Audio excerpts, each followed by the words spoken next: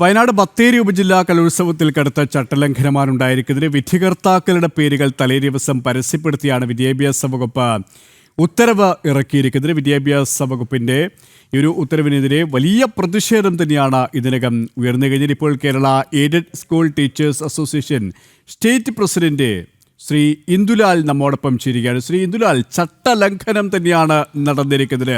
ഈ ചട്ടങ്ങൾ പാലിക്കേണ്ടത് ആരാണോ അദ്ദേഹത്തിന്റെ ഭാഗത്തിന് തന്നെ ഇത്തരത്തിലുള്ള ചട്ടലംഘനം ഉണ്ടാകുമ്പോൾ എത്രത്തോളം പ്രതിഷേധമുയരുകയാണ്? വളരെ വലിയ രീതിയിലുള്ള ഒരു പ്രതിഷേധം തന്നെയാണ് ഇത്തരം കാര്യങ്ങളിൽ ഉണ്ടാകേണ്ടത്. തികച്ചും ഈ സാഹചര്യം കാര്യം നമ്മളെ വിദ്യാലയങ്ങൾ നമുക്ക് പരിശോധിച്ചാൽ അറിയാം. സ്കൂൾ തലം മുതൽ കുട്ടികൾ സംസ്ഥാന കലോത്സവം വരെ എത്തുമ്പോൾ അതിന് പല കടമ്പകളുണ്ട്. ഓരോ കുട്ടിയും തങ്ങളുടെ കലാ കഴിവുകളെ, ആ പ്രതിഭയെ മാറ്റുരച്ച് ഓരോ മേഖലയിലും തെളിയിച്ചു കൊണ്ടുവരുന്ന ഒരു അവസരമാണ് ഈ മേളകൾ എന്ന് പറയുന്നത്. സ്കൂൾ കാലഘട്ടത്തിൽ സ്വാഭാവികമായിട്ടും ഇത്തരം മേളകൾ നമ്മുടെ കരിക്കുലത്തിന്റെ ഭാഗമായിട്ട് തന്നെയാണ് തുടർന്ന് പോയിക്കൊണ്ടിരിക്കുന്നത്.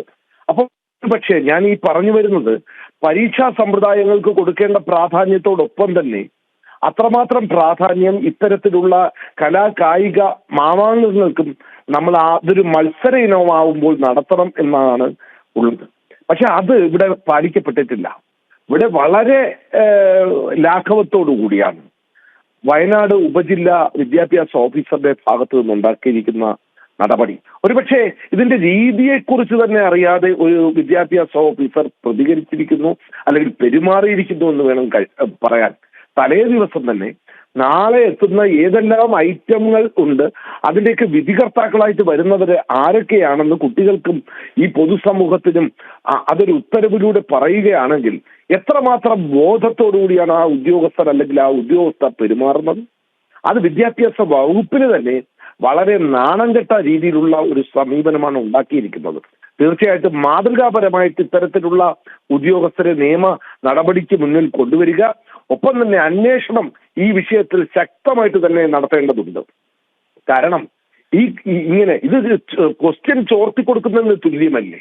അല്ലെങ്കിൽ ഒരു പരീക്ഷാ സമ്പ്രദായത്തിനുള്ള ക്വസ്റ്റ്യൻ ചോർത്തി കൊടുക്കുന്നതിനേക്കാൾ ഏറെ ഗൗരവമേറിയ ഒരു സംഭവമാണ് ഇന്ന് ഇങ്ങനെ വയനാട് ഉപജില്ലാ മേളയിൽ നടന്നിരിക്കുന്നത്, ബത്തേരിയിൽ നടന്നിരിക്കുന്നത്.